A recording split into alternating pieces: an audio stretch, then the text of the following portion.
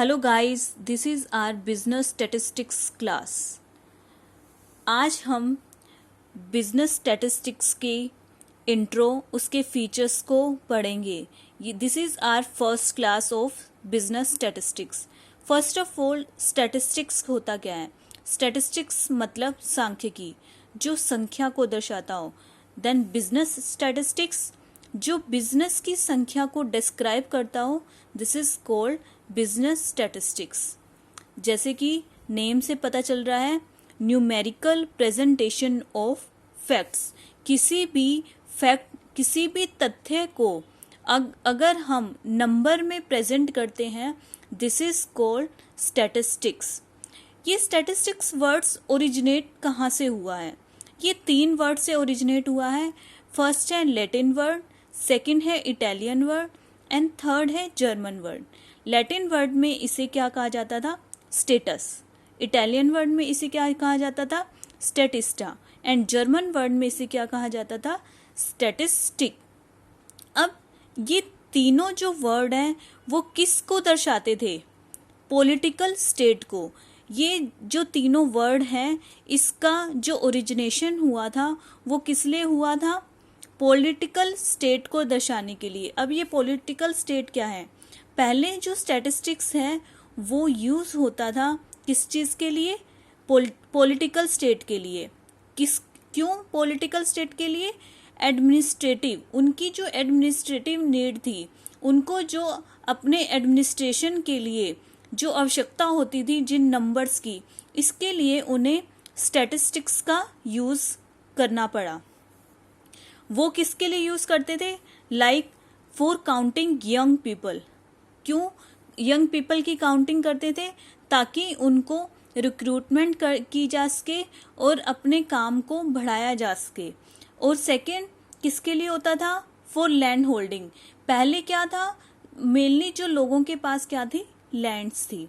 ठीक है, तो लैंड्स के अंदर ही जो लोग थे कृषि करते थे। और मेनली जो हम लगान मूवी हमने देखी थी, उसके अंदर से जो कर वसूल करते थे, that is called land revenue. ठीक है, तो लैंड रेवेन्यू को कलेक्ट करने के लिए वो क्या करते थे? उसको स्टैटिस्टिक्स का यूज़ करते थे ताकि पता लग सके कि कितना हमारी लैंड से जो आय हो रही है, कितनी हमारी जो ज़मीन से है वो आय हो रही है। इसलिए इस वर्ड का जो है ओरिजिनेशन हुआ। और ये 3 वर्ड्स अलग अलग वर्ड्स में बोले जाते थे, Latin, Italian and German word. Now statistics का मीनिंग क्या है? ये 2 वर्ड्स में लिया जाता है, plural form and singular form. Plural form में स्टैटिस्टिक्स का क्या मतलब है? It refers to numerical statement of facts relating to production, income, expenditure, population, prices and etcetera. Plural form मतलब बहुसंख्यक फॉर्म में ये यूज़ होता था। मतलब स्टैटिस्टिक्स का जो यूज़ है, स्टैटिस्टिक्स का जो इस्तेमाल है वो हम प्रोडक्शन के फैक्ट्स को रिलेट करने के लिए करते थे, इनकम के फैक्ट्स को कलेक्ट करने के लिए करते थे, एक्सपेंडिचर, पॉपुलेशन, प्राइजेस। मतलब इसका वेरियस यूज़ है, मल्टीपल यूज़ है। सिंगुलर फॉर्म में क्या है? In this we deal with the technique और मेथड। सिंगुलर फॉर्म में क्या है? स्टैटिस्टिक्स एक टेक्निक है, एक मेथड है। किस चीज़ के लिए? जो हमारे जो फैक्ट्स हैं, जो हमारे जो डेटा है, उसको कलेक्ट करना, उसको क्लासिफाई करना, उसको प्रेजेंट करना, उसको एनालाइज करना एंड उसको इंटरप्रेट करना। सिंगुलर फॉर्म में ये एक टेक्निक है, ये एक मेथड है। एंड प्लूरल फॉर्म में ये क्या है? न्यूमेरिकल स्टेटमेंट को कलेक्ट करना वेरियस फील्ड से रिलेटेड। ठीक है, तो स्टैटिस्टिक्स जो है वो 2 फॉर्म में यूज़ की जाती है। 2 फॉर्म में उसका मीनिंग होता है, प्लूरल फॉर्म और सिंगुलर फॉर्म। उसके बाद है डेफिनेशन ऑफ स्टैटिस्टिक्स। जो स्टैटिस्टिक्स है वो डिफाइन की जाती है। Statistics may be defined as the collection, presentation, analysis and interpretation of numerical data। मतलब न्यूमेरिकल डाटा को कलेक्ट करना, उसको प्रेजेंटेबल फॉर्म में लाना, उसको एनालाइज करना एंड उसको इंटरप्रेट करना, उसके जो रिजल्ट है उसको इंटरप्रेट करना, ताकि जो लेमैन है, जो आम आदमी भी है, उसके स्टैटिस्टिक्स के जो वो बताना चाहता है वो उस नंबर को देखकर समझ जाए। ठीक है, तो स्टैटिस्टिक्स क्या है? सारा डेटा को, सारा संख्या को कलेक्ट करना और उसको प्रेजेंटेबल फॉर्म में लाकर उसको एनालाइज करना, ताकि कोई भी जो पर्सन है, कोई भी एक आम आदमी है, वो उस डेटा को समझ सके और उससे उसका कंक्लूजन निकाल सके। आगे फर्दर स्टैटिस्टिक्स को हम फर्दर अगर हम समझना चाहते हैं तो उसके फीचर्स क्या हैं, कैरेक्टरिस्टिक्स क्या हैं। फर्स्ट है एग्रीगेट ऑफ फैक्ट्स। एग्रीगेट मतलब जोड़, कुल जोड़। फैक्ट्स किसका? फैक्ट्स का, तथ्य का। मतलब मान लीजिए फॉर एग्जाम्पल, अगर हमारे पास, हमें अगर कोई जानकारी लेनी है, हमारे पास जानकारी है कि एक कॉलेज में 1000 स्टूडेंट्स हैं, क्या हम उससे कोई कंक्लूजन निकाल पाएंगे? नहीं निकाल पाएंगे। लेकिन अगर हम ये कहें कि इन 1000 स्टूडेंट्स में 400 कॉमर्स के हैं, 200 आर्ट्स के हैं, 200 साइंस के हैं एंड 200 बीबीए से हैं, तो ये क्या है? हमारे पास एक क्या आ गई? स्टैटिस्टिकल इंफॉर्मेशन आ गई कि हमारे 1000 स्टूडेंट्स के अंदर हमारे 400 commerce, 200 arts, 200 science and 200 BBA के स्टूडेंट्स है। ये एक हमारी क्या है? Statistical information. 1000 स्टूडेंट से हम कुछ कंक्लूड नहीं कर पाते, लेकिन इन सभी डेटा से हम इस निष्कर्ष पे पहुंच सकते हैं कि कॉमर्स के जो स्टूडेंट्स हैं, कॉमर्स में जो एडमिशन लिया है बच्चों ने, इस कॉलेज में सबसे ज़्यादा है। सेकंड है न्यूमेरिकली एक्सप्रेस्ड। ये क्या है? स्टैटिस्टिक्स क्या है? ये क्वांटिटी में एक्सप्रेस की हुई है, ये क्वालिटेटिव नहीं है। मीन्स फॉर एग्जाम्पल, अगर हमें कोई डेटा मिलता है लाइक कि वो स्मॉल है या शॉर्ट है या फैट है या थिन है या टू लार्ज है या टू लेस है, तो इससे ये स्टैटिस्टिक्स नहीं है। स्टैटिस्टिक्स के अंदर मेनली क्या होता है? न्यूमेरिक्स में डाटा होता है। लाइक अगर किसी पर्सन की 6'2" हाइट है, that is called statistical data, 6'2", and second person की 5'9" हाइट है, that is called statistical data. अगर हम इसे ये बोलें he is too tall and second ये बोले he is too short, so this is not a statistical. अगर हम ये बोलें this is he is 6'2" feet height, then this is called statistical data. और हम इस डाटा का कंपैरिजन कर सकते हैं, लाइक अगर उसकी 6'2" है एंड उसकी 5'9" है, तो हम कहेंगे कि ये पर्सन इस पर्सन से इतने इंच या इतने फीट लंबा है। ठीक है, तो ये क्वालिटेटिव में इसको एक्सप्रेस नहीं किया जाता, ये ओनली क्वांटिटी में एक्सप्रेस किए जाते हैं स्टैटिस्टिक्स।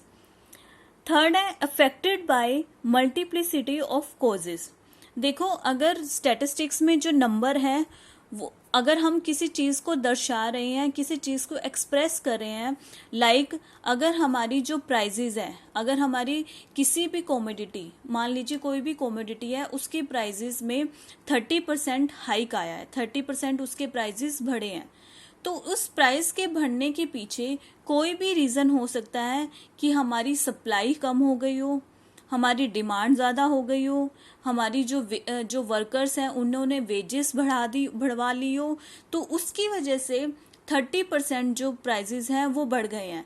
तो ये क्या है? हमारे सारे स्टेटिस्टिकल डाटा है, जिससे हमें पता लगता है कि कोई चीज़ क्यों हो रही है।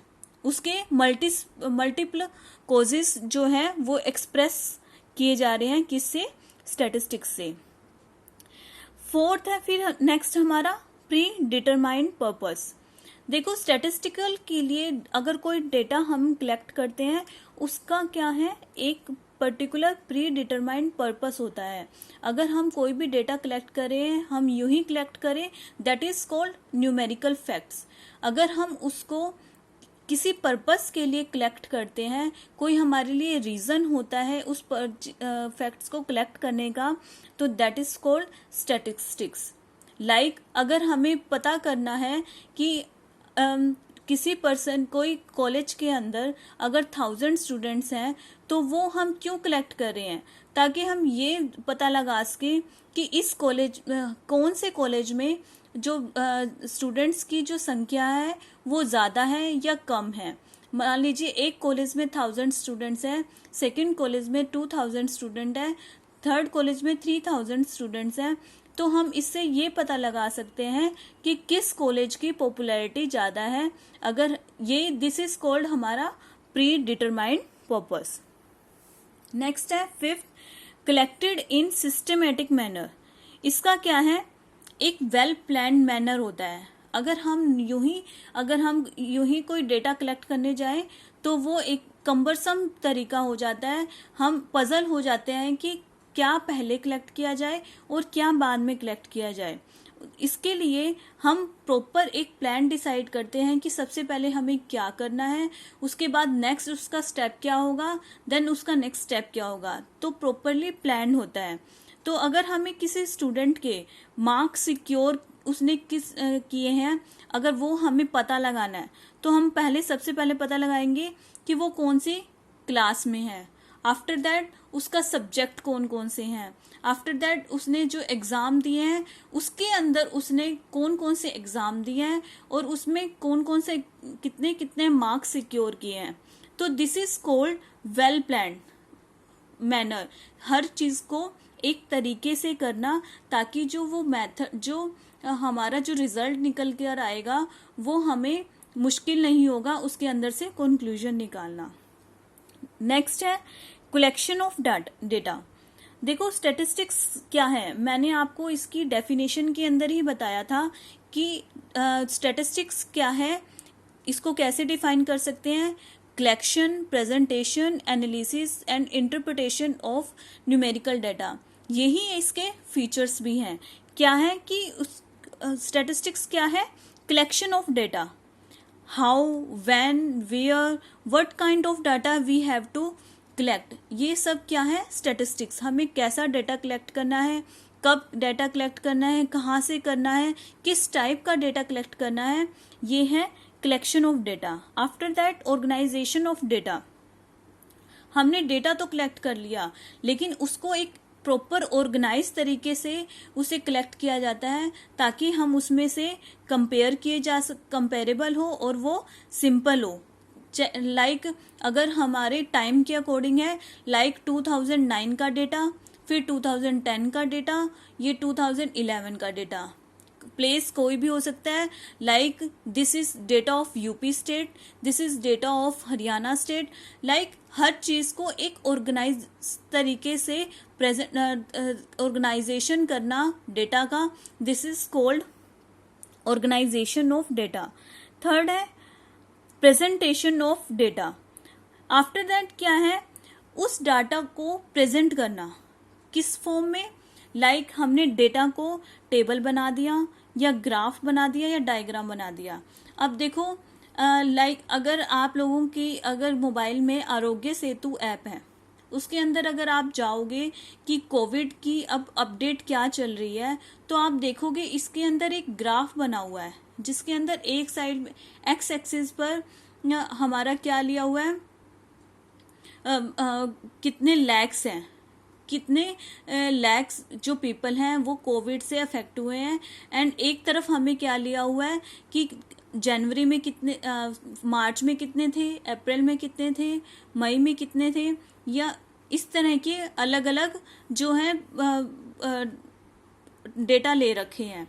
अब अगर नॉर्मल पर्सन भी उस ग्राफ को देखता है तो क्या हमें पता लगता है कि जो सितंबर का ग्राफ है वो एकदम से ऊपर जा रहा है, हाइक कर रहा है।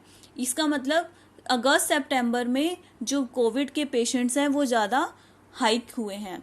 तो इसका मतलब है अगर हमने डेटा को प्रेजेंट किया ढंग से, तभी वो हमें पता लगा ना कि ये डेटा एकदम से हाइक कर रहा है। अगर हम इसे एक पैराग्राफ के फॉर्म में लिखते तो इसके अंदर हमें इतना पता नहीं लगता। लाइक जनवरी में इतने पेशेंट हुए, इतने मरे, इतने इतने जिंदा है या इतने रिकवर हो चुके, तो एक पर्सन को पढ़ने में बहुत दिक्कत आती। लेकिन अगर इसी चीज़ को टेबल या ग्राफ या डायग्राम के थ्रू प्रेजेंट करेंगे तो एक सिंपल पर्सन भी उस डेटा को, उसका कंक्लूजन निकाल सकता है। ओके, देन है एनालिसिस ऑफ डेटा। अब देखो, डेटा को एनालाइज करने के लिए वेरियस मेथड्स, वेरियस टेक्निक्स होती हैं इसके अंदर, जैसे measure of central tendency, dispersion, correlation, regression, kurtosis, skewness, ये सब जो मेथड्स हैं, ये टेक्निक्स हैं जिससे हम एनालाइज करते हैं डेटा को ताकि कंक्लूजन ड्रॉन कर सके। ठीक है, ये सारे जो आपके MOCT, dispersion, correlation, regression, kurtosis, skewness, ये आगे आपके नेक्स्ट में चलकर आपके चैप्टर्स बनेंगे जिससे आप पता लगा सकेंगे कि एक डेटा के थ्रू हम कैसे कंक्लूजन ड्रॉन करते हैं। After that interpretation of data, उस हमने एक मेथड लगाया, उसके बाद कंक्लूजन ड्रॉन किया, उससे हमें समझ आया। इंटरप्रिटेशन मतलब हम उसको इंटरप्रेट करें, उसे समझें उस डेटा को, जिससे हमें पता लगाया जा सकेंगे कि ये डेटा हमें क्या कहना चाहता है। तो स्टैटिस्टिक्स बच्चों क्या है? एक ऐसी चीज़ है जिसके अंदर हम संख्या से, एक डेटा से हम वेरियस थिंग्स, वेरियस फील्ड्स का जो डेटा है वो हम कलेक्ट कर सकते हैं और उससे कंक्लूजन निकाल सकते हैं। अभी हम बिजनेस स्टैटिस्टिक्स की बात कर रहे हैं, तो बिजनेस से रिलेटेड जो भी इश्यूज हैं उसके डेटा अगर हम कलेक्ट करते हैं, उससे प्रेजेंट करते हैं, तो हम उससे कंक्लूजन ड्रॉन कर सकते हैं बिजनेस स्टैटिस्टिक्स में। Thank you.